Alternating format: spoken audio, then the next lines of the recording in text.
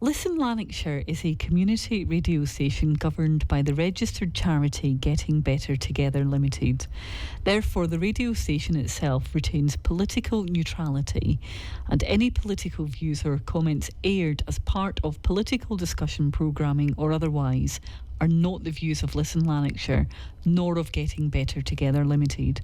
The station has a set of key commitments found on the Ofcom website, and we adhere to all necessary Ofcom rules. For more information or inquiries, please contact us at radio@shotshealthyliving.com.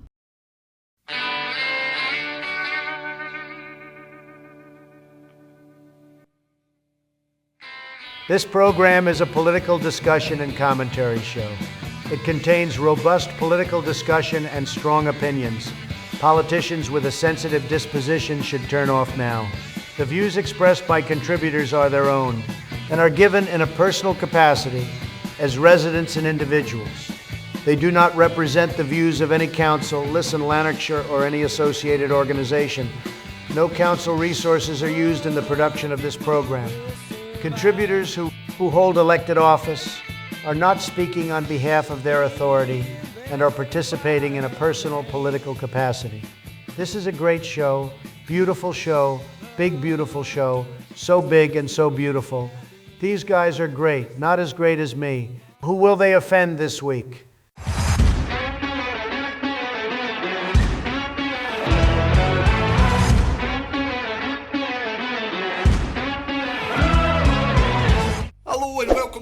What's the point? We finally sorted out the wee gremlins in the system, Jerry. I don't know how many times I had to listen to that intro music there. It was a bit bizarre.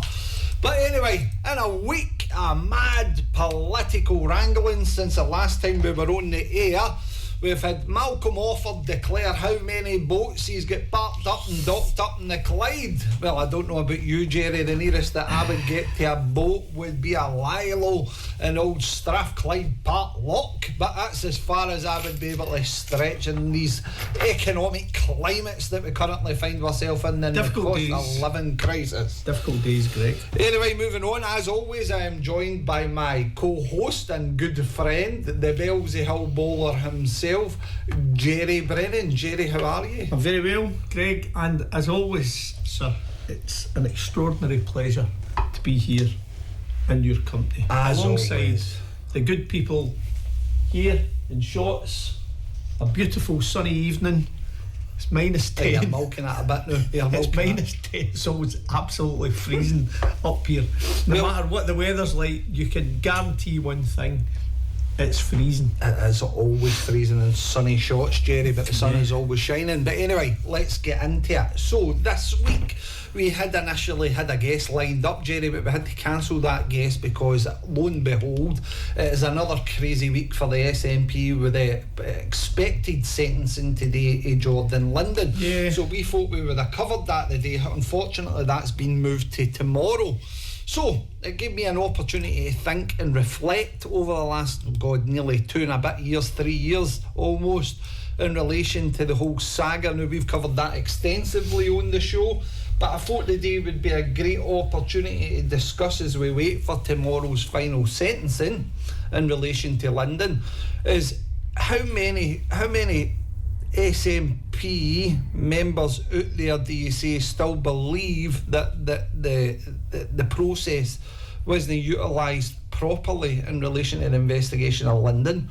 And in addition to that as well, what I also want to discuss is the fact that you have currently, John Swinney professed that there'd been an investigation into the entire saga, and the only individual who has had any sort of ramification in that has been Tracy Carragher with her suspension. Yet the key players are still on existence within that SNP group in North Lanarkshire.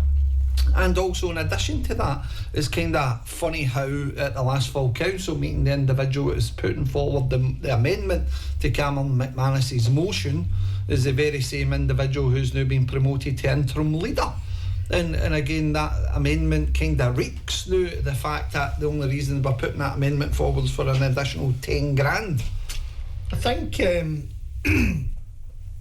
don't want to say that Tracy Carragher has been made the fall guy in this. Absolutely not. She was leader of the SNP group at that time when the allegations were put to her and requests were made by members of that particular group to, at the very least, carry out an investigation. And we know now that didn't happen, and all sorts of chicanery was employed to convince group members, I guess, that proper process was being followed, and because there was no police investigation, there was no need for an investigation at all.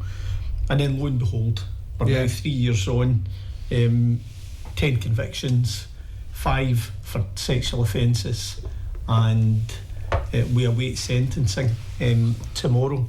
There's no there's only victims here. Yeah, it's a real sad and sorry saga that's been going on way too long, and I guess when sentencing takes place, it puts that part of the saga to bed for a bit. It doesn't do anything to help the victims, and they will be waiting to see what tomorrow brings. That's going to be a really difficult day for those individuals. So I think your thoughts should be with them, and then afterwards there is going to be a lot to play out in North Lanarkshire politics. Do you think because you mentioned that they are in relation to the whole scapegoat process now? Personally, as an individual who experienced the SNP group at that time, was again subject to the various suspensions and shenanigans that the leader of that council group tried to basically cite upon me, along with yourself and others. However, do you think it's unfair to a certain degree that others are kind of, on the face of it at the moment, walking away for this unscathed, especially those who held senior positions within the group? I think they might think that they're walking away unscathed, but I think they only think that. And there's a lot to come over the next 12 to 18 months, and I'm pretty sure that they'll be. Because I want to rework back through the chronology of this, Jerry. So I'm only here to help. Cameron makes the request via text message, requesting a meeting with Tracy Carragher. At the time, Jordan Linden's obviously behaviours were first exposed in the Sunday Mail. On you go. 27th of July 2022. 27th of July. Fast forward to February 2023, and an email exchange which we've seen went to Councillor Alan Masterton from Cameron McManus and to Councillor Richard Sullivan, who was both respectively the deputy leader of the SNP group, which was Alan Masterton, and the business manager, who was Richard Sullivan. And in that email exchange, it highlighted that they would personally ensure that matters were raised with SNP headquarters. But what happened with that, Jen? The square root of nothing. Nothing. I think if members of the public have access to the council webcast, shameful, to see how councillors conduct themselves at meetings and stuff like that, so they can look at reports online and they can look at the webcast. But the webcast from the last council on the 2nd of April, that very question was answered, not asked but answered. And I want to say, not necessarily to their credit, right, but to Richard Sullivan and Alan Masterson's relative credit, they forwarded to the SNP headquarters the complaint from Cameron. It was official. We've seen the email, and on their email to the compliance officer at the time, Ian McCann, it was stated that it was too big an issue to be dealt with locally through the SNP group in North Lanarkshire, and therefore headquarters were going to have to kick in and undertake that investigation, and nothing happened. Was Linden still a member of the SNP group at that time? As I understand it, he was at that point in time a member. And would it be unreasonable for two individuals with such senior positions within the SNP group not to progress that with the leader? The issue for me was that it's almost beyond any reasonably minded person to believe that in an executive group, executive officers would know about these serious allegations that are in the paper, and the leader of the executive doesn't know about it at all. That just doesn't wash with me. No. Should it wash with any other? No. A bit missing in that chronological order as well in relation to Kirsten Larson, who everybody that listens probably already knows exactly the full extent of her involvement in this issue. But also, in addition to that, you had Claire Bartley, who was the business manager at the point of the administration, then gave it up. Once we lost the administration, and then that's when Richard Sullivan took over as business manager. Now, he was her assistant at the time when she was the business manager, and then took the position of business manager. Then fast forward, you have another player in this, Councillor Anne Thomas. Now, Anne Thomas is a retired British Transport Police inspector. She was very vocal about what should be happening within the group in relation to these individuals who keep just raising the point and raising the question. Former Deputy Provost. Deputy Provost, the very same individual on the day that the Deputy Provost position she was vacated, she held a placard up, didn't she, as she walked through the chamber. Indeed. And that placard read something along the lines that they were being robbed. Did they highlight at any point the lack of dignity? But as I say again, it was a very poignant moment in relation to the SNP's administration. Can I invite the new Provost to come up and take the chair?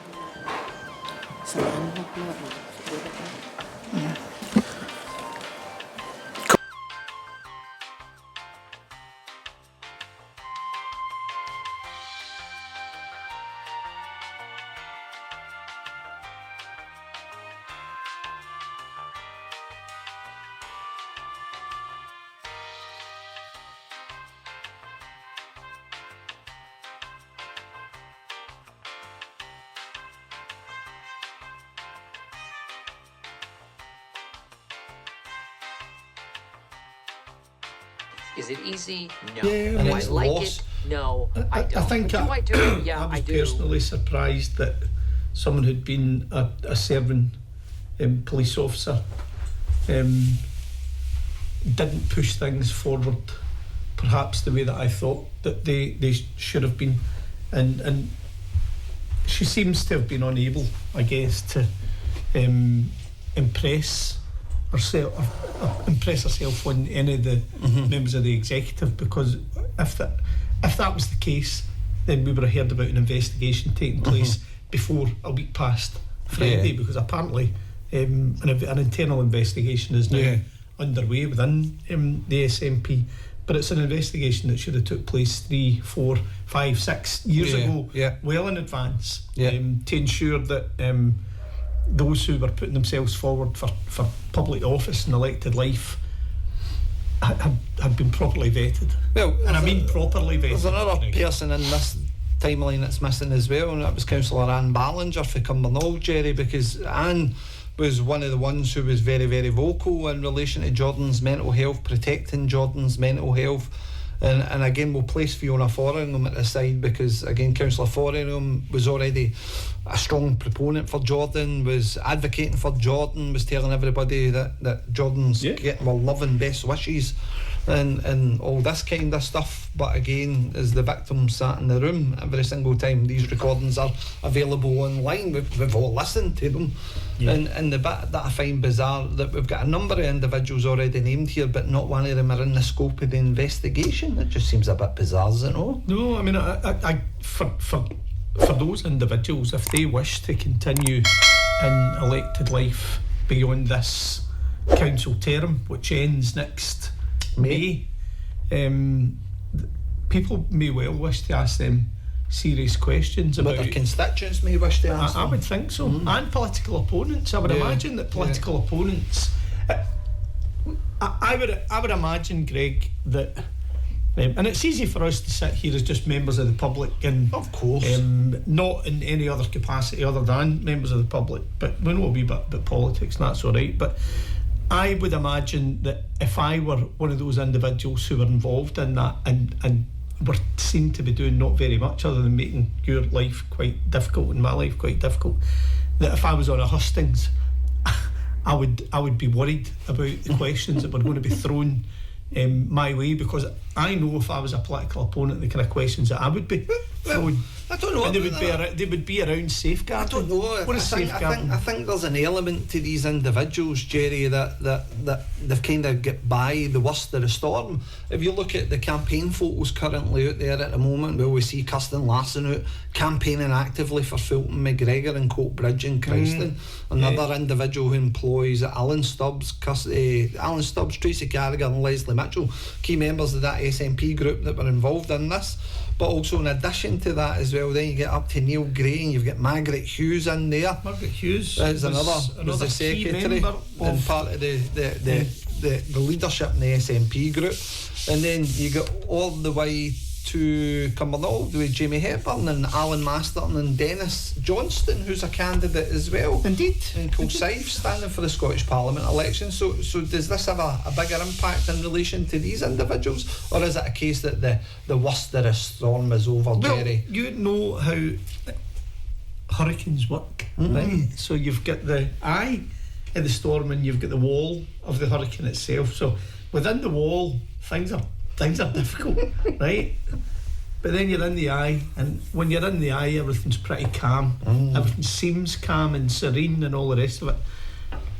Only for a wee while though, because then you need to come back out the other side of the wall. And I think for many of these individuals, they sit within the eye of the storm, perhaps naively believing that the worst is over, only to be. They might be wrong in that. If we reflect on the last full council, Jerry, right? Last full council, we had Kirsten Larson deliberately try and put a point of order forward when Cameron's motion came to the floor.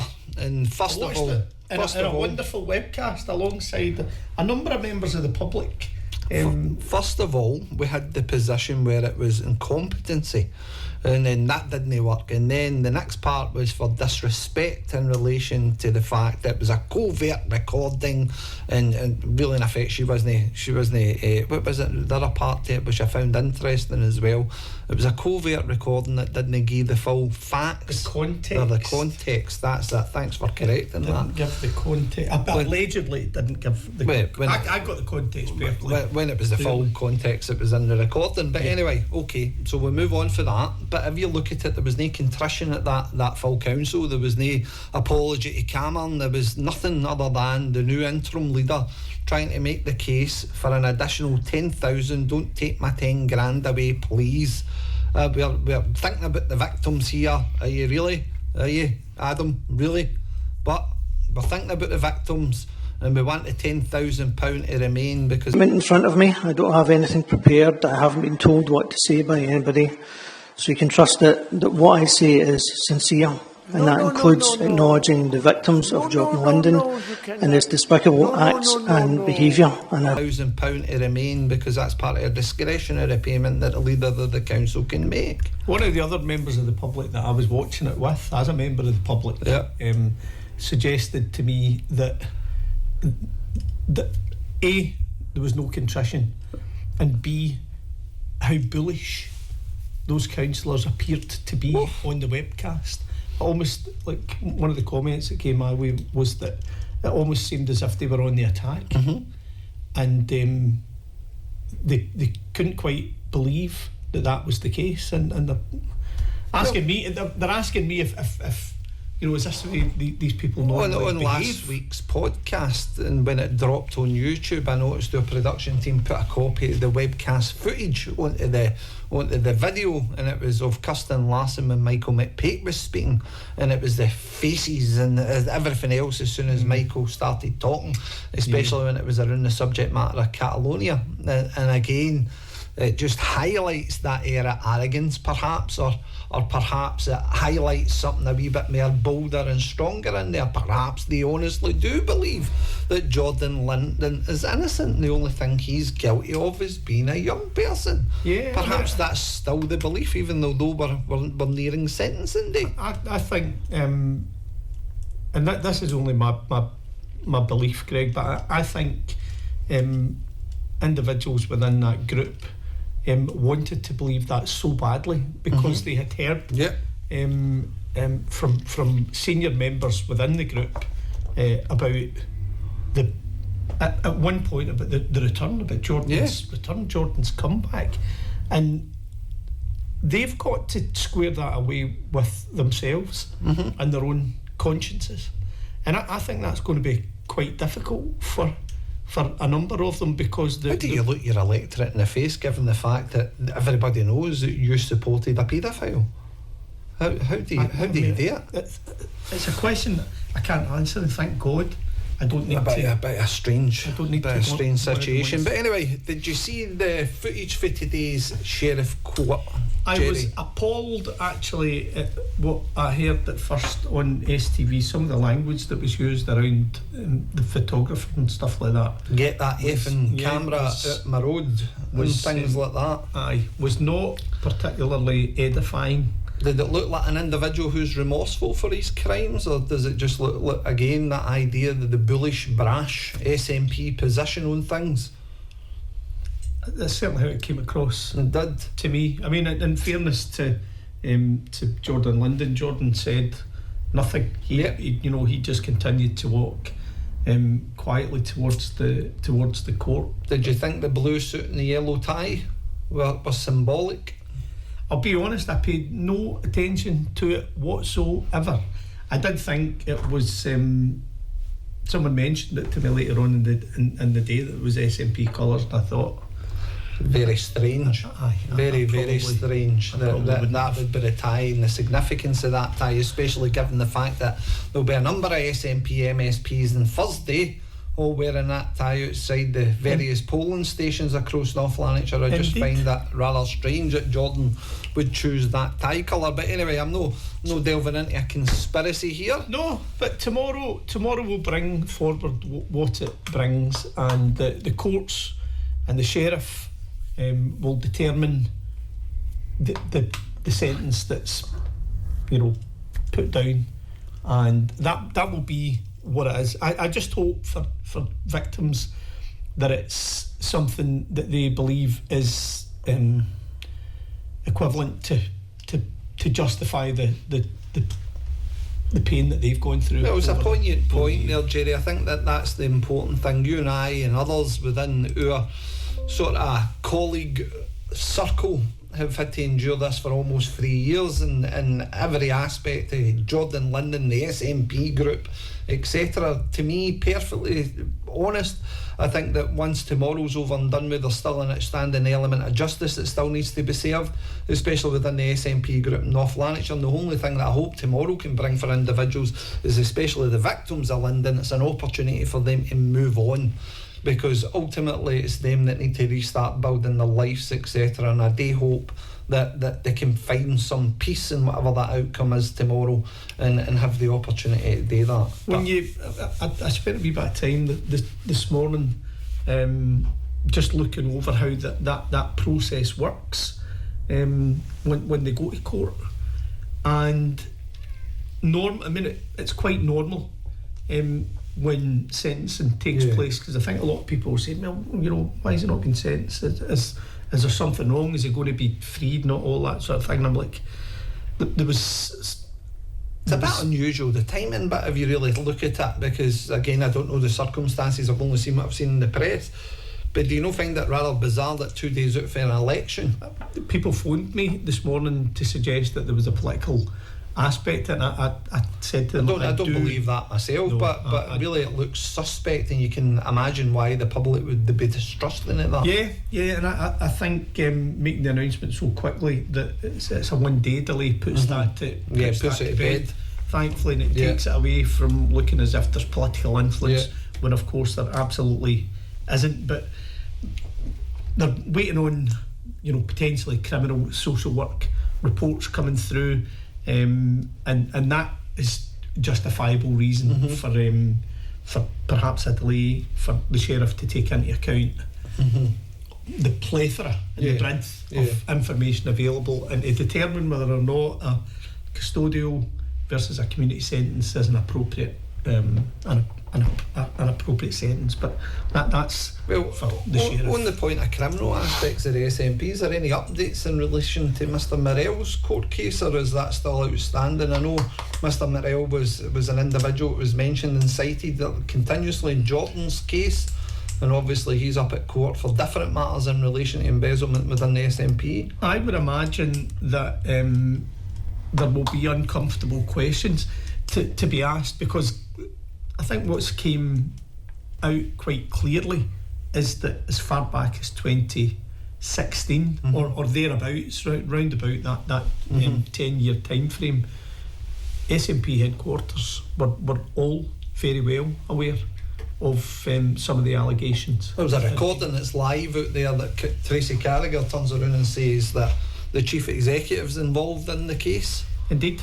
So chief executive of the party at that point in time was one Mr Murrell, and so one must imagine that if Mrs Carragher's making that statement, she's obviously had conversations with him or with others close to him to ensure that he is availed, as she clearly was, of But I do believe in that right to reply, Jerry. So I think that, again, we get the opportunity to draft another email. We've invited Tracy onto the show continuously all the last number of years, especially to come on and have a chat and give her side of the story and her perspective.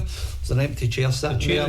We'll make that request again, just so that she has the right to reply, especially if she strongly believes and refutes and we've got everything wrong. We're happy to clarify. Absolutely. If you're strong enough. Happy to clarify. Right, okay, moving on. There is other big news in Scotland this week, Jerry. And there was a newspaper report on Sunday, was it? Or was it yesterday? It was Sunday. It was about chief executive salaries. Now, my goodness, that's eye-watering sums right there. I spent a wee bit of time over the weekend just looking at that and trying to determine whether or not the salaries are justifiable. Some of the figures are eye-watering now. I'm not. Have you got the article? I've not got the article, right, but okay. what I do have you did that well, started out the article, Jerry.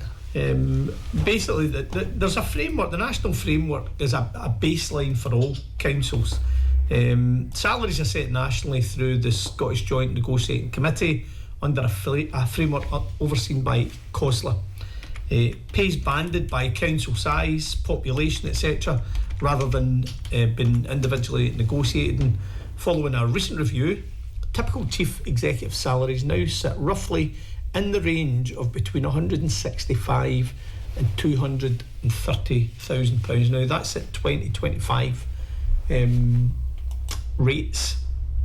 Every council publishes the senior officer's pay, chief officer's salary, as part of the transparency requirements. Those will generally be in the council annual reports. And just to give you a flavour, Chief Executive in 2024 of East Ayrshire Council received £154,609. The Chief Executive at Highland Council, 191 to 198. Scottish Borders, 143,873. So there is a, depending on the size, population, complexity, the salaries will differ. So just looking around the kind of Glasgow, North Lanarkshire, South Lanarkshire area, the salary range is as follows, and this is at 20 as I said, 2025 salaries. The interim Glasgow City, the name in here is Suzanne Miller. I'm not sure if Suzanne is there, but salary around about £209,000. South Lanarkshire. I have to correct you on that. Miss Miller's the only individual, the only chief executive that was reported in the Scotsman that Miss Miller is the only individual that never accepted that pay rise. Hold on to that for just a second, right? Because these are last year's salaries. Yeah. COSLA and the Scottish Joint Negotiating Board have already set the increase for this year. Yeah. Which means that in some cases, chief executives who are on maybe £200,000 to £220,000 will receive an additional £30,000 a year on top of their wage. So, North Lanarkshire Chief Executive Mr. Des Murray is earning in excess of £200,000 a year. South Lanarkshire, Mr. Paul Manning, just over £200,000 a year. So they're in that bracket. But on top of that, chief executives of councils, and I need to double check this, so this comes with a bit of a health warning, but I know in North Lanarkshire the chief executive is also the returning officer for elections. And for each election there is additional payments that go on. It's about £10,000 per election. Approximately £10,000 per Scottish Parliament election just now, that would be between 10 to 15,000. So you'll look at it on as a returning officer.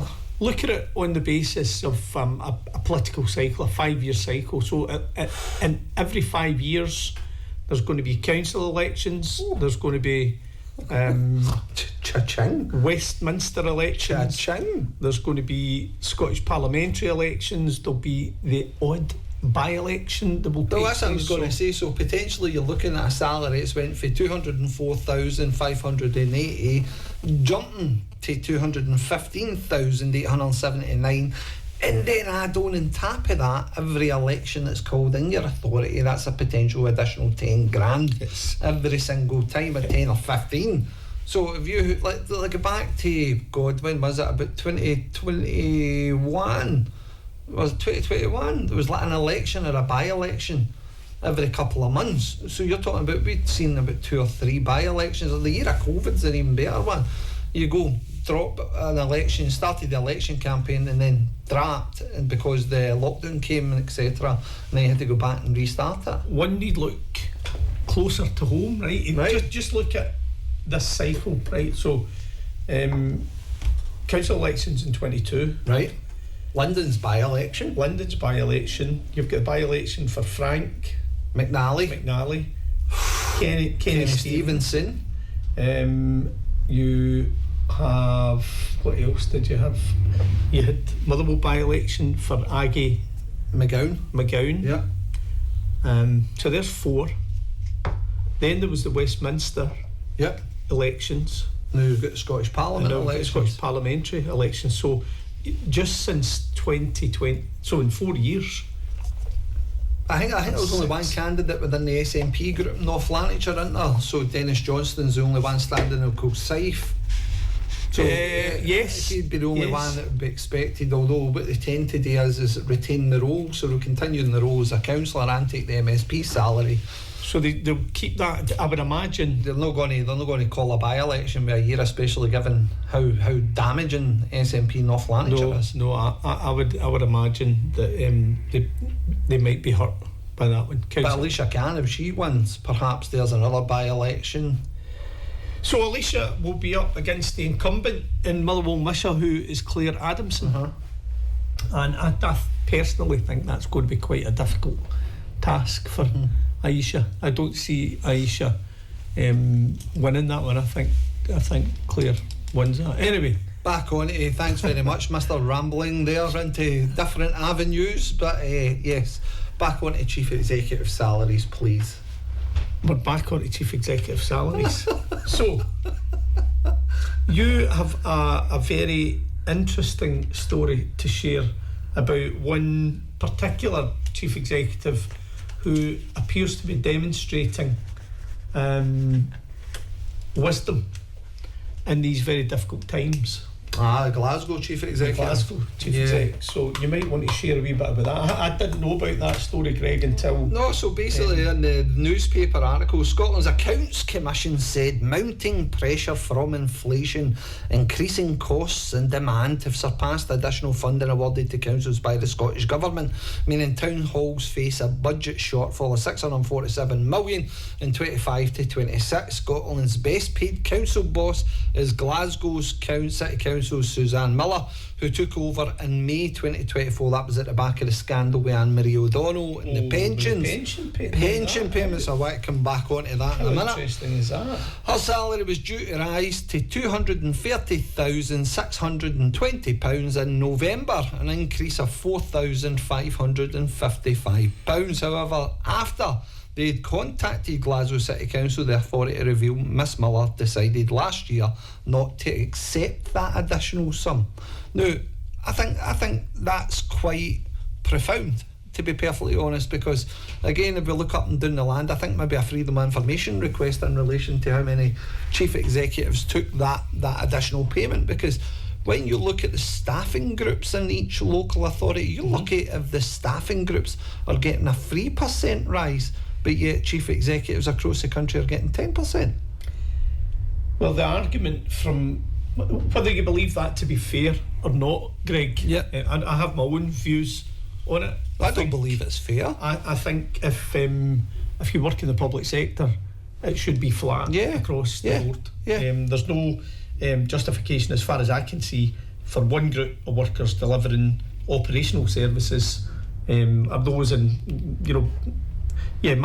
senior managerial roles to be limited to what their unions can negotiate, while a group of senior officers are able to achieve an awful lot more while they're already being remunerated an awful lot more.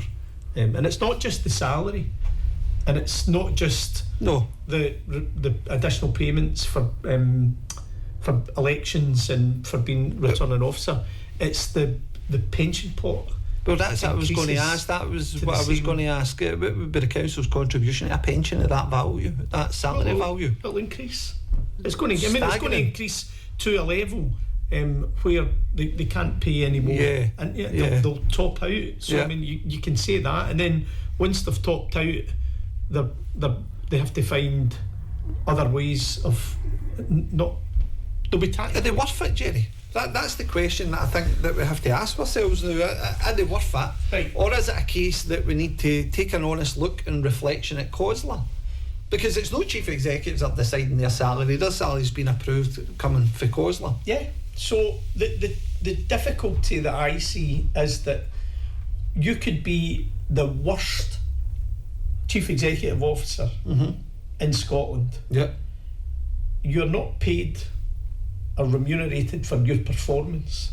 You're paid anyway. Yeah. So you could be the worst performing, and you inherit pay rises like that, and the additional payments for elections, etc. And you will be paid at the same rate as someone who is the best in class. Yeah. So there's nothing there about performance related pay at that level. Whereas, and one of the arguments that's brought forward by COSLA and chief executive officers is that they look at equivalent sized organisations in the private sector, but in the private sector you have shareholders who will cut the legs from you if you're not performing and if you're not achieving the desired outcomes. So it's a really different environment that they're working in. So they're not held to the same account, as far as I can see, as someone in the private sector. And therefore there's a degree of protection around them that the private sector chief executives don't enjoy. And I think if I was a chief executive officer, I would be absolutely delighted to be working in the private sector, have all those protections, and have a third party body who's happy to award over 3 times well, I was going to say what the operational staff another get. one, right? Paul Manning, South Lanarkshire Council boss, will be paid £211,000 178 after a £6,598 rise for 204,000. Mr. Jim Savage, Chief Executive of Aberdeen City Council, will be paid 206,000, a jump of 23,475. And then the list goes on. Derek Brown, an individual who we know, took up his post in Highland Council in September the 4th, 2023. He receives a salary increase of 15,219, going from 191,360 to 206,579. The new framework agreed by COSLA and Alice sets top bosses' salaries between 165,755 and 230,620 based on the council's size. So the question is it value for money, Greg? Yeah, or is it money for old rope? Well, that is the question, isn't it? But let's take the average cost of a cleaner, right? So let's use, I don't know, South Lanarkshire. The average salary of a cleaner is 21,448 to 26,243. The median salary around is about 29,000. I always use that. 28, 29, right? So a 3% pay rise on top of that. Right, so let's look at that. 3% pay rise on top of that. Cost of living crisis at the moment, whereas we're paying these individuals a 10% pay rise. Then again, coming through COSLA, no coming through them or anybody at all. Nope. I don't imagine there's much influence coming for chief executives in relation to COSLA to set their pay awards. But again, this comes back to the political landscape in Scotland. Is there too much power and control in relation to setting a pay awards, etc., all coming through COSLA? Yes. Does it need a reform? No reform as in the party, because you need to be careful about that one. Do we need reform to COSLA? I think the entirety of Scottish politics needs reformed. Yeah. I think the whole arrangements around local authority, the setup of local government needs reassessed. Personally, I've always believed that 32 local authorities is not justifiable. Ridiculous. I don't believe in that in a either. small country like Scotland, I don't know if going back to the 5 authorities, Strathclyde, Grampian, all of that may have been slightly, they might have been slightly too big, so it might be something around 10 or so, 10 to 15 perhaps. But 32 is just the fact excessive. that funding's drying up for local authorities. Pressures are mounting in relation to services. Again, we've got individuals on top money here in regards to nearly hitting £250,000 per year potentially. And really in effect, if you look at it, and I appreciate it doesn't cost £250,000 to operate all council services, but the reality of the situation is again, if we start to come down the tiers, Jerry, and look at who's underneath that, the assistant chief executives, and then you get to the chief officers. But there is a plethora of officers underneath that chief officer position. So, right, looking at the smaller local authority areas, so Lanarkshire, one of the smallest, I think, local authority. Their chief exec is paid, last year, Clacks, where is it? Between £165,000 and £175,000 before by-elections, etc. Right, and you're right. Then there's a deputy. There's a Section 95 officer. There's a monitoring officer. There'll be chief officers all the way down. So very quickly, that executive team, senior management team, you're looking at salaries annually of over £1 million just for that group. It's a lot of money. In the bigger local authorities, it's more than that. And so you multiply that by 32. That's a lot of money. So even just say it's £1.5 million, right, for Clackmannan, 32 times that, and then you've a multiplier again, because you've got bigger councils bigger than Clackmannanshire. Even if you get to Edinburgh, let's look at Edinburgh and the size and scale of you must be going to £60 million or thereabout easy every year, just for that group. Wow. Just for that group of workers. And I don't see justification for that. No. And for that purpose, I think, especially when you start to look at the implications on services, that's the thing. Every service now is constrained by cost. Every single thing, even if it's a case of going out there for recruitment and new members of staff, etc., then it just doesn't really exist. you have to be able to evidence value. I mean, part of the Audit Scotland's remit is about evidencing value for money, value for the public pound. And as stewards of local authorities, that's what officers have to do. That's their job, and they're audited every year in order to do that. I think it's going to be difficult over the piece where everybody else is having to draw their horns in, while this particular group see massive increases in the salary. I'm in Glasgow frequently, Jerry, right? And in Glasgow you can see a noticeable difference in relation to grass cutting. Let's take something simplistic. So grass cutting, I would imagine it's pretty much the same in North Lanarkshire, where the cycles have been extended, so you're not getting your grass cut, or grass isn't being cut in sort of public areas. It used to be once or twice a week, whereas now it's looking like once every 3 or 4 weeks when that grass is being cut. I see your number of cuts. You say you might have 18 cuts. Right, so and again, you can see the reasoning behind it and that kind of thing. But also, what you're also seeing in Glasgow is the privatisation of certain services now as well, because it's all getting put out to tender. They've been outsourced. They're all being outsourced. Well. So you're seeing these private trucks show up, lawnmowers, etc., and start to cut grass. Now the implications that on frontline services. Now remember, any local authority is the biggest employer in an authority area. So the reality of the situation is you start to see these services dwindle, then really in effect the question has to be asked is why an increase in salary in the top brass? Because ultimately, what is it they do then? Because if these services are no longer operating to the level, the extent they used to, it's all cost savings. And the pressures that's being put on councils, in my opinion, is absolutely quite staggering. So this is part of the issues around value for money, and our councils getting local authority, our council taxpayers getting value for money. Outsourcing is taking place across the country, right? And every time you outsource something, you create profit for somebody else, right? Rather than, and my argument has been that what we should be doing in our council area where we live and work is creating specialisms within our communities, creating those apprenticeships through our own council, rather than outsourcing some of that and then applauding these massive. What was it, 1.8 billion pound contract to meals with the apprentices? Was that against 60? This is kind of where I was going with that. That's not those apprentices should have been there anyway. Those apprentices would have been there if we had a direct labour organisation, i.e.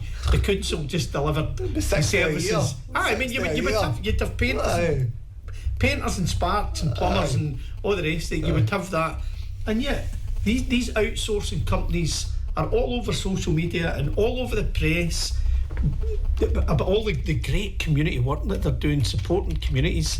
Aye, right, mate. You're walking away with a very tidy profit in your pocket that the public sector will never see again. It's gone. So I think that should probably be the measurement of success, certainly among the Chief Executive Officer group, who has the courage to bring services back, so that we've got the direct labour organisations, we create our own specialisms, our own apprentices, and for those local authorities that don't want to do that, that's fine. We'll provide those services on your behalf, and we'll make a wee bit of money out of it, and our council taxpayers might get some kind of rebate on that. Well, that's an interesting point in relation to that billion thing. Now you can correct me, because I might be a wee bit off in relation to what the value is. You're only a member of the public, Greg. So I'll not come at it for a point of authority, right? But let's take that £1.8 billion, Jerry, because I think people get confused sometimes and think it's relevant to like a million. So we all kind of look at a billion as, oh, you're a billionaire. 1,000 million pounds. Right, so 1,000 million pounds. Let's equate this, right? Let's do a thought experiment. If I had £1 million, right, and every one of these pounds we constitute that as a second, right? How many days of the week do you think £1 million would be? Oh, I'm not even going to guess, because I've not got my maths hat on. Well, I've not got my maths hat on either, right? But I'm going in memory here, Jerry. I reckon it's roughly about 14 days, right? Right. So if it's 14 days, 1.8 billion, Jerry. How many days do you think's in 1.8 billion? Again. We were going for days. Again, go for it. 34 to 38 years, Jerry. That's phenomenal. 34 to 38 years. Now, again, that's to put this into context how much £1.8 billion is. Now, I'm sure I'm completely wrong in the figures. I'm sure somebody can correct me, but I'm no far off it. I'm certainly no far off it. I don't, and I never have seen the benefit in outsourcing. I've never seen the benefit. £1.8 billion to a private contract in relation to servicing properties in North Lanarkshire when you had the option to create a DLO. No, which would have created all sorts of employment in relation to apprenticeship schemes and everything else. And again, this idea, which is always mouthed in relation to community benefit. But is the real community benefit? I think one of the difficulties about outsourcing, right, and I'm sure this is the case in many different local authorities, but when you outsource and you begin to engage in outsourcing, and that happens over a period of 20, 30 years, you've been outsourcing for 20, 30 years, if you want to bring that back in-house, you're not just bringing back in-house the liabilities that you have for repairs and wages and all the rest of it, it's the liabilities that exist in relation to pensions that you need to ensure, because when you bring that back in, you have to make sure that you have the money to cover those pension liabilities, or that arrangements are made for that. So I think it's often you get to the point where you're so embedded in outsourcing it that it's easier often for you to leave that liability with other individuals, and that could be one of the determining factors as to whether or not a DLO is successful or whether you continue with outsourcing. Well, let's take, for example, right, because I'm still interested in relation to chief executive salaries across the country. So let's do a kind of comparison here, right? So a surgeon, Jerry, in your NHS can earn anything between £150,000 and £250,000. A surgeon per year. An investment banker earns anything between £120,000 to £250,000, excluding bonuses. Directors of IT firms, etc., all £95,000 to £160,000. But when we start to look at where that salary scale is in relation to public sector, and this is where the fundamental question comes in. Every single one of these jobs all have sort of elements to income generation, etc., and actually maximising income for whatever firm or whatever it is that they may be working for. Performance. Do we see the same level of performance at local authority? I think the answer is no, and because there's no real measurement, there's no meaningful measurement beyond Audit Scotland coming in to run the rule over the books. And it's there's no real connection between pay and performance. Private sector CEOs own £250,000. The argument might be we're trying to attract the talent for the private sector into local authority. So you'll sit down with them. But actually, see, I wonder, that would be a curious question to kind of raise an FOI as well, is how many local authorities currently have individuals coming for the private sector to take over and take the position up as a CEO, because on that list of individuals that we've read off that newspaper article, every one of them are born and bred within the council and worked their way up, and quite a lot of them there. Derek Brown was a chief officer in North Lanarkshire Council. Stephen Penman, who went down to Ayrshire, was a chief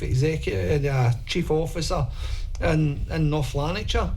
It does seem that they just reshuffle the decks. And they move people on. A swap shop. Yeah, so right. A lot of people, I mean, we know that there's been movement. But the argument then is it's not really an equivalent then to say that we pay that higher salary just to retain. Is it to retain talent maybe then, to stop them going into the private sector? But in the private sector, do they tend to employ former chief executives of councils? No. So certain firms, I know certain firms like Mears and like Amy and like these kind of organisations will employ former chief executives, especially in sort of advisory roles and all these kind of things. I think one of the things that we could be doing is perhaps compare the high-performing councils versus the poorly performing. What would you classify as a high-performing council? Personally, would be one that operates within the kind of DLO arrangements. So you'd be looking at direct employment. You would be looking at satisfactory levels across the statutory arrangements where regulators are involved to make sure that they're performing at the highest levels. Just take housing, for example, that your repairs are been reported timeously, that your invoicing is always accurate, there's no room for fraud. All of that what you're reporting to regulators is easily verifiable, as well as looking at ensuring that you're employing, you're creating systems for the next generation of workers coming through, and that you've got well-paid, satisfied employees as well. Because one of the arguments, I think, is that the quality of some of the work provided by councils is lesser than you would get in the private sector, for example, and it would be about trying to make sure that you're pulling those standards up to a level where there is a comparison with private sector organisations, and that could help to justify some of the salaries that are being paid. But I'm going to come back to this point, Jerry. I think that, again, the average pay increase is really between 1-3% for any staff member in a council. And again, when we start to look at what COSLA's allocating to chief executives, I just find it rather bizarre. What is the justification for that? Why? And is it a case that the political sort of parties that are currently involved in COSLA, because there isn't any real independents that are part of that? We've got it for our own experience. Many years ago when we formed PCNL, we tried to get a position on COSLA, and that was flat out refused. I know they changed the rules this year, or beginning of the year last year, coming at the tail end of the last year, because we made inquiries in relation to it, and then they had to do a rebalance for COSLA, and new individuals ended up getting an opportunity to sit on COSLA. But really, in effect, if you look at it, it's kind of like SNP dominant, and it's about preserving the status quo. But when you look at how these salary positions are being sort of valued, then, and I appreciate it's an open market system. You want to attract talent, you want to do this and do that, but it comes back to it. How many chief executives are external appointments? And I mean external appointments coming out with a council framework. I mean, I don't know. It would be an interesting piece of work for somebody to take on. It's the fact that there's two tiers. You've got public sector tier, and you've got chief executives sitting in another tier. I don't know, am I conflating this? I don't think you are. It's as we understand it now. We're not sages. Do you know what I mean? We're here to speak as members of the public. We have a wee bit of knowledge about politics. Of course, the living crises and everything else, and there's a 10% rise being allocated to this group of individuals. I don't know many groups. There's only 32 of them. I don't know many groups of employees out anywhere in the workforce who are looking at an annual increase. Should they all take a leaf out the Glasgow City Council's chief executive and refuse it? I think that if I saw chief executives refusing that and accepting that part of the role is that they will take on the really democratically important position of chief of returning officer, that they do that as part of their remit. They do that as part of their remit. They don't get additional payment for that, and that occasionally they will look at the very generous awards that are coming or are being recommended by the joint negotiating board and say, listen, we're adequately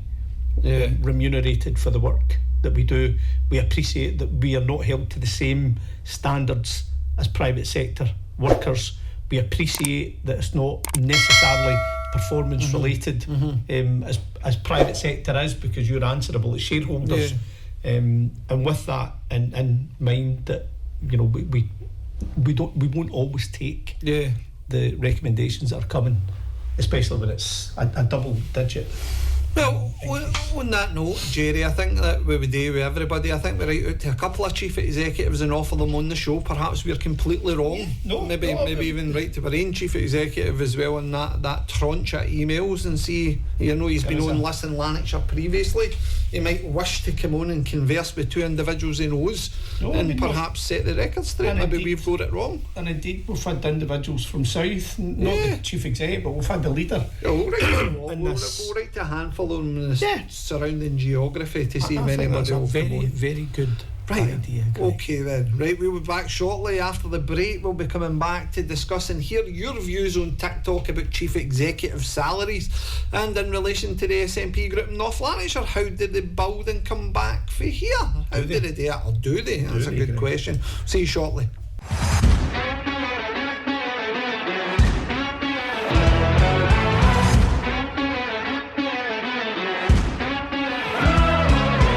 Welcome back to What's the Point? That last song there, Jerry. What's the colour of money? What colour is it? It's red. It is red, and Adam Smith will testify to that with that amendment at the last full council where he begged for his 10 grand, Jerry. Right, so Glasgow City Council. Right? We were talking during the break, folks, about outsourcing and community benefits. And one of the community benefits that we enjoy in North Lanarkshire by employing massive multinational companies to the tune of £1.8 billion for contracts, one of the community benefits that we enjoy is apprentices. Yeah. In 1990, Greg, do you know how many apprentices Glasgow City Council produced? How many apprentices did Glasgow City Council produce, Jerry? In 1990, In 1990. 1,000. 1,000. I must have been, in fact, what year did I 1,000. leave school? 1,000. Oh, I left. Oh God, I can't remember. But I was an apprentice in Glasgow City Council There you go. many, many moons ago. 1,000. I don't think that the community benefits from the contract, the £1.8 billion contract, will deliver anywhere near. But figure. we're calling it a community benefit. Is it no a community? Is it no? It's a responsibility. A local authority. It doesn't come under a community benefit. It's not. It absolutely is the responsibility. Yeah. Yes. So again, if we look at North Lanarkshire over the next 12 years, is that how long that 1.8 That billion 1.8 contract will cover 1.8 billion Yes. pound Yeah. contract will cover 60 apprentices over 12 years. 12 years, 60 apprentices. I think you need to double check the I'm figures. sure the figures are accurate, Jerry. You've got a laptop there. You can check it for me, fella. Even for next week. If I'm wrong, I will amend that statement and apologise. But Because I how looked many at this. apprentices are in North Lanarkshire as part of the meals contract? Part of the meals contract. Now, in Glasgow, you've got the Glasgow Guarantee thing, haven't you? Again, all the kids in Glasgow get the opportunity to apply for all the apprenticeships that exists within. Oh, it's 36 new apprentices, Jerry. It's actually 36. So It's no 60. It's less. what the Mears Group are saying It's 36. Mears has welcomed 36 apprentices, marking its largest intake to date in the region. The apprenticeships cover joinery, painting, plumbing, heating, bricklaying and plastering and form part of Mears' partnership with North Lanarkshire Council. This is a very propaganda-esque article. Councillor Jim Logue, El Presidente, some banana. and El Fascisto leader of North Lanarkshire. Council said it was great to meet these enthusiastic young people and hear about their goals. The council is focused on growing the local economy and creating job opportunities. How many apprentices are we looking at? 150. 150. So I was rang with a 60 then. So 150 over the 12 years. The partnership, what they're saying is, the partnership has created around 150 apprenticeships to date as part of delivering the contract and its associated Oh, so that was the community- previous contract. community benefits. That was the So previous what we will have for next week is a categorical figure, because I think it's really important that we Aye, I think we draw that down, Jerry.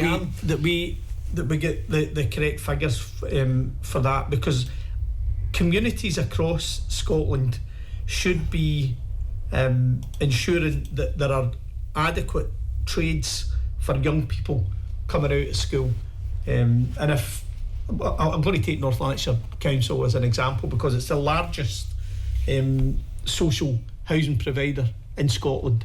Yeah. So they've got around about 37,000 houses, right, at the moment. Yeah. That is a huge number of properties to be providing direct employment for roofers, for plumbers, for sparks, for painters, for tilers, specialisms like civil engineering, architects, all of that should be done within the council, Greg, rather than outsourcing it to some private company who's going to slap on immediately a proportion for profit and then come back and tell us that the community benefits that they are giving us is a gift. So not one of these articles stipulate the number of apprentices created or the lifetime, Jerry, which I find absolutely staggering. They're all very focused on just 1 year's intake of 36 apprentices. I as you know, I like other members of the public, Greg, I like to sift through MARS, which is the minutes, agendas, reports section of the council's website, and on that part of the website are all the historical reports that give you some.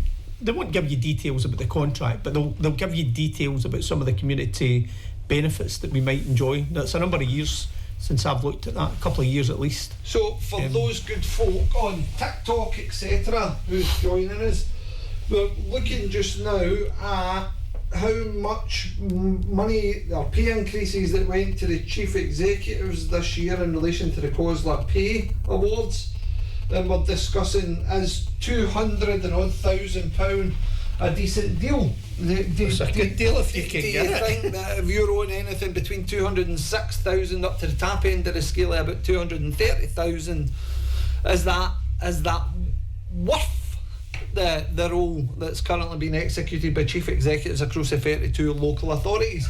Or is it a case that you believe that a 10% pay increase to individuals, whereas the average employee gets a 3% rise year on year, is that equitable? Is it fair?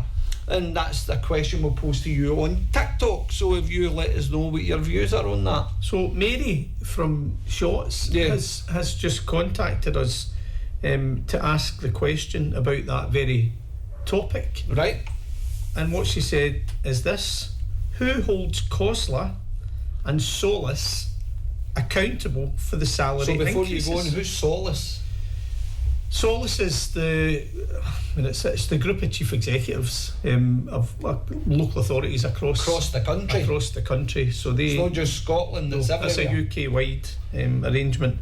So who holds COSLA? I think we need to be clear, there's an ongoing chair position within Solus, and a local authority leader, whoever it may be, whatever chief executive of whatever council, will take up the position of chair that year. Now, I believe, if I'm not wrong, that last year the individual who held that position was none other than North Lanarkshire Council's chief executive, Mr. Desmond Murray. Wow. So a very lofty accolade to be the chair of that for the year, or the president, whatever you call it, for the year. But yeah, Mary's saying, so who holds COSLA and Solus accountable for the salary increases? Neither of those organisations are public bodies. It's taxpayers' money. I can't see them under Audit Scotland, so neither COSLA or Solus, as far as Mary's concerned, fall under the remit of Audit Scotland. That might be something we might want to have a wee look at as well. And yes, she finishes just, but how can Audit Scotland be involved when COSLA and Solus aren't public bodies? So huge pay rises to chief executives up and down the land. Now this isn't new news. We kind of heard about this earlier in the year. That it was even at the tail end of last year, wasn't it, when the chief executive pay awards were announced for COSLA? I think every time they're announced, people press articles at that time. Yeah, people take a deep breath because it's individuals earning a very, very, very respectable wage who are.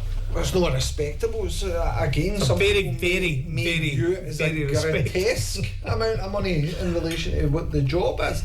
But as I say again, the idea of £200,000 per year and then getting your bumper bonus in relation to any elections or by-elections, it's called. Funnily enough, I got a message in and it said you're definitely heading in the right direction for another standards complaint, Mr. Lennon, which I thought was hilarious. But as I say again, I don't think that should be. Yes, that should be dissuading us for having a decent conversation as members of the public about what currently 32 individuals across this land are currently taking home as salary. I think it's really important that members of the public listening, and members of the public like yourself who Well, it's ultimately taxpayers' money. It's taxpayers' money. So And it's about are you a public taxpayer? purse. Are you Yes, a taxpayer? 100%. I'm a taxpayer, and therefore my tax pound and my views in relation to how it's spent is for me to discuss. Well, the argument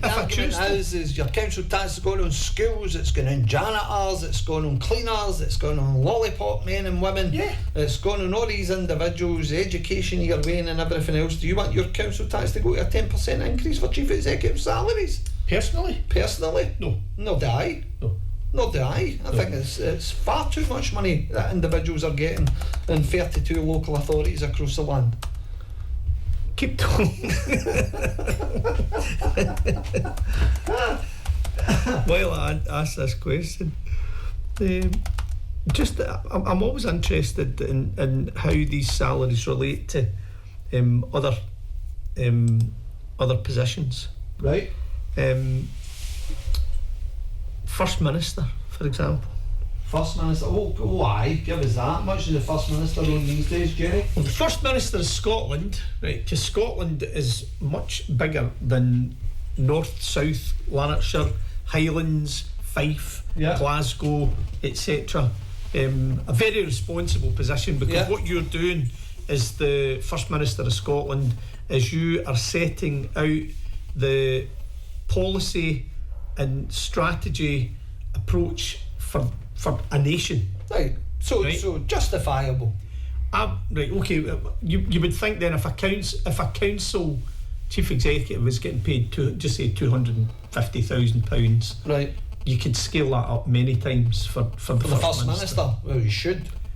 No, that's not how it works. The First Minister of Scotland, current pay period, £182,438. So a council chief gets more money than the First Minister of Scotland. So that would put them in the same bracket as the chief executive from Is that a private hedge fund? Renfrewshire.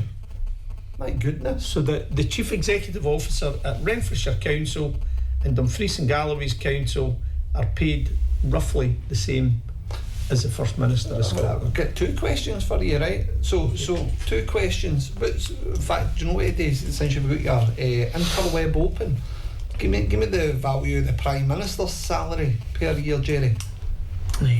No. Because see if a chief executive of a council's beating that, surely there's something wrong here.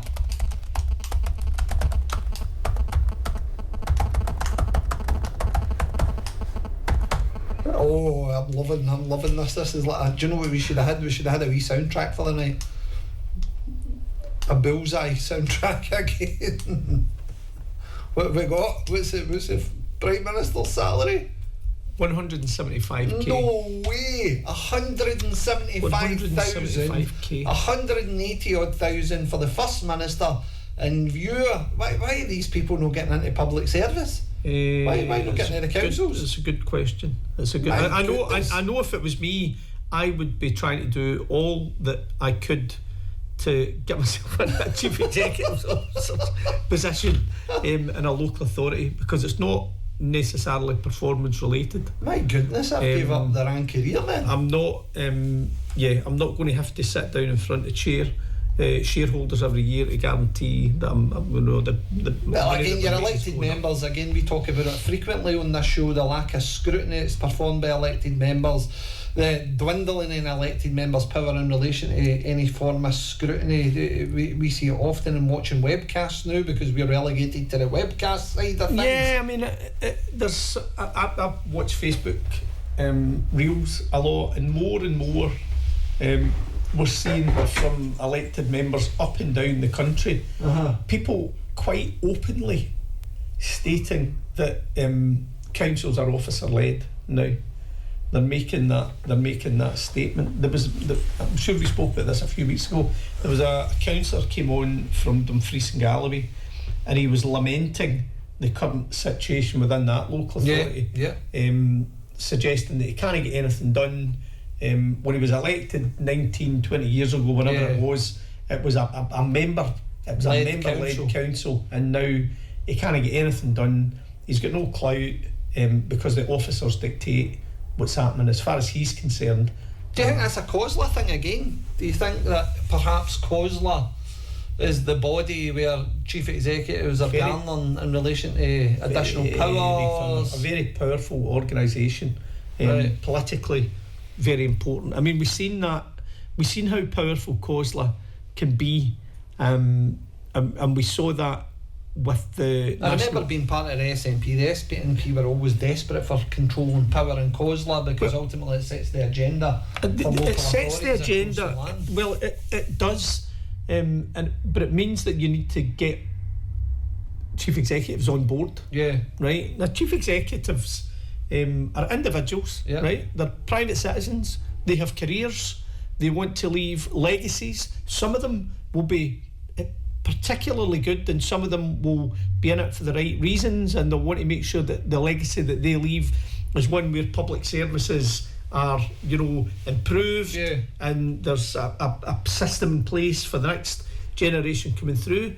Others will want to enhance their careers and leave some kind of legacy. Now that could be a house building programme, or a community hub building programme, or a programme that built leisure facilities across their local authority, and that's their legacy. Yeah.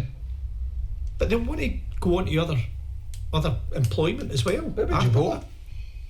As I say, the only people that I've ever heard that went on for a chief executive role went into Mears or went into Amy. That's only individuals. Maybe that's where you go. Maybe that's where you go. Yeah. What if you're earning £200,000 per year? Is that the sort of salary you can expect to earn in years? My point being is that the private citizens, the private enterprises, and they have careers that they want to exploit and earn as much as they can. The thing that I found staggering, by the way, which is a bit of information that I heard, was in relation to chief executives. Let's take, for example, 32 local authority chief executives. And within COSLA, you're allocated into the private chat group for chief executives. Same with a monitoring officer. There's a private chat group for monitoring officers within COSLA. And again, these things, I don't know, what you would look at, perhaps it's a case of every authority allocates their chief executive or allocates their monitoring officers, Section 95 officers. I would imagine that there will be groups across the country of chief officers, statutory officers, who will exchange information, ask each other advice. They come across a problem that they've never faced before, so they'll send that out to the group to see if anybody else has experienced that, and how that would make sense. The point I was trying to make about COSLA before, and I've been off on a tangent, I appreciate that, was how powerful they are. The SNP in 2021 were elected on a mandate to deliver a national care service. Yeah. COSLA shut that down. Yeah. And the reason that COSLA shut that down, local authorities would lose about a quarter of the income coming in funding. They would lose that because the National Care Service, while it was lauded at the beginning as a really positive thing, as soon as the Feely report came out, it was Mr. Feely wrote the report, the paper recommending how the National Care Service would operate. It included children and families and education. So that would take all of that out of local authority. Really cynical, Amy. That would take all of that out of local authority responsibility.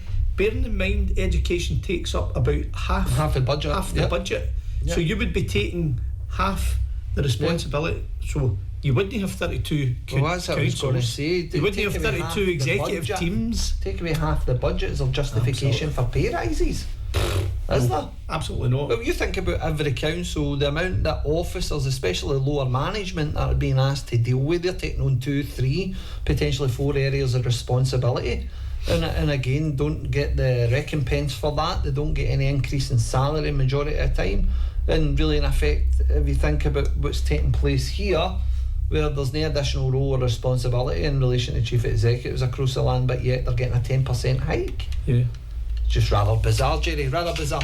Anyway, if you at home have any comments or suggestions, obviously we've read out a few tonight that we've received, but also we want to keep this debate ongoing, because ultimately, as your chief executive, any local authority, worth it is that high salary band, anything between £200,000 to £230,000. Is that really where your council tax money should be going, considering that a chief executive earns more than the First Minister of Scotland? I think John Swinney is and going the to be... Prime Minister Keir Starmer. Yep. My goodness, I'm actually shocked at the fact of how much money they earn higher in comparison to these individuals. I would not be surprised at all, Gregory, if a vacancy came up. We're here in North Lanarkshire, so we might as well just use that. If a vacancy came up for the chief executive post, if Mr. Murray decided to, go somewhere else or retire or whatever, we could fully expect Mr. Starmer and Mr. Swinney's to name apply for that job. to be on that job. It might be the first external public sector appointment. Absolutely. That would be absolutely amazing to see. Absolutely. Perhaps we can attract some talent. Absolutely. That would be a brilliant thing to see. It would indeed. Anyway, Jerry, on that note, but I just want to finish on one last point in relation to We're going to finish on a bombshell, Greg. No, I'm not going to finish on a bombshell. We're going to finish on the same offer as what we made to Tracy Carragher. We will write out to chief executives and ask them to appear on the show, because to keep that debate ongoing. Absolutely. Because ultimately I think that people in the public pound in particular, how do you reform that COSLA? How do you reform this pay structure? How do you reform these things? I think that's a question for next week, and we need to really start delving into that. I think that's a good process for members of the public to say I've had enough, because you don't see any political party coming out and saying, by the way, chief executives' pay is grotesque. No, they shouldn't be on that amount of money, considering everybody around about them within their authority is currently struggling. I've watched quite a few podcasts, etc., where chief execs have been on, and they're asked questions about public service, about the challenges, about budget cuts and revenue budget cuts and capital budget cuts and all the rest of it. Nobody asks them. Nobody asks the question about their salary. They never ask, are you paid too much? Are you paid too much? Are you paid too much? That'd be a good question. We're getting the chief executives on. I think that'll be the right question to ask them.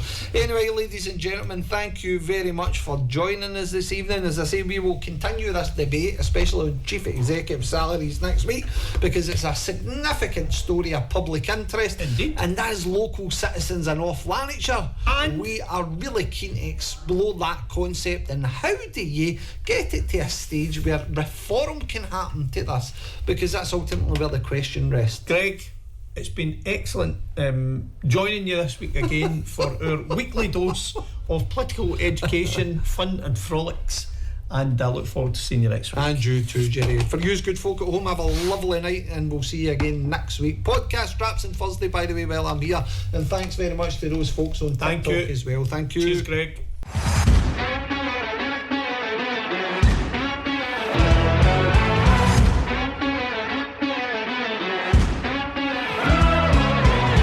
Convener, if it's okay with yourself, I've got another quick question, if that's all right. It's related to one of your earlier ones.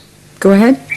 Yeah, thanks. So the convener had asked you earlier about the committee's request last year about gathering information relating to the sex or gender components. I wanted to ask a wee bit more about that, I want when you're looking at complaints that come in, just say for example it's about a councillor on councillor conduct, are you looking at if there's patterns emerging between if there's patterns emerging, if there's particular councillors who perhaps are male, let me just say who are male, and they're particularly targeting female councillors, because we know in the Scottish Parliament, I'm sure you're aware, Ian, as well, that it's a difficult place for women in politics.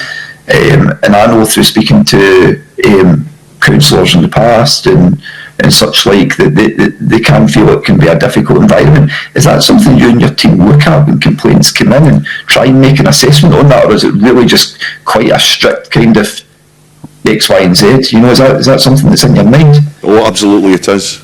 Is it worth it? Oh yeah, it's worth it. If you're strong enough.